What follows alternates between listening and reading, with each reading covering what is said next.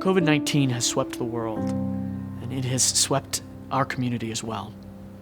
Our kids and the families that we represent have felt the pain, the heartache, the stress of the pandemic deeply. And the Moran Center has been there, on the front lines, responding to their needs, representing them in court and on the streets, ensuring that they are safe and protected, housed and cared for.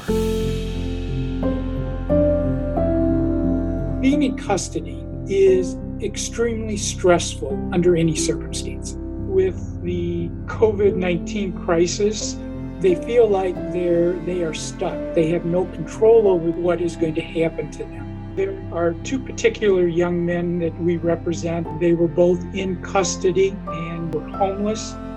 The county jail was the, quote, hotspot in all of the U.S. Kristen was able to find a safe place for both of these individuals if I could get the judge to approve their release. Going into the courthouse, there's a computer sitting on a table and I can see the judge. Currently, we have been able to arrange for continued safe housing for both individuals. I think it's important that we're there for them. Coronavirus and everything that's going on right now is just as much a mental health issue as it is a physical health issue. One of the many creative solutions that we've come up with is to go on these therapeutic, socially distanced walks. I met Kristen through the Moran Center when I had got myself in some trouble at the age of 15. I was usually supposed to have, 2 or 3 sessions a week, but since Corona been going on, we've been going on walks. He's someone who, in the beginning was tough to engage because his walls were up so high. We've really built a strong relationship over these last 5 years. During this time, there's a lot of stress and there's a lot of unknown, and so we'll go on 30 to 45-minute walks just so that we can get out of the environment that he's in.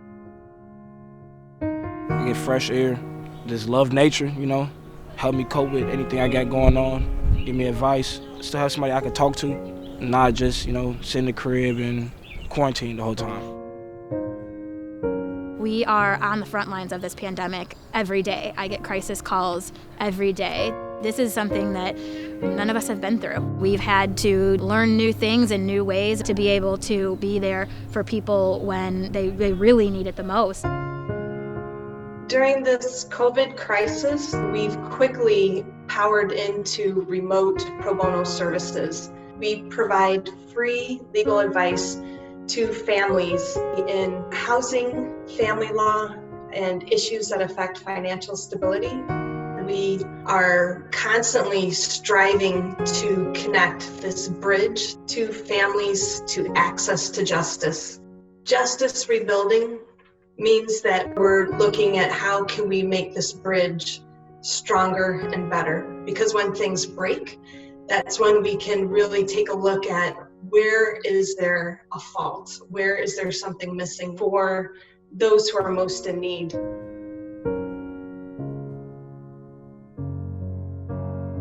The kids and families that we serve were already on the fringes of society. With the outbreak of the pandemic, they have felt joblessness, food insecurity. The wheels of justice need to continue, keeping kids out of the broken school-to-prison pipeline. Social workers and lawyers are on the front lines of the pandemic, and they will be on the front lines of the recovery, because it will take justice to rebuild our community and our country.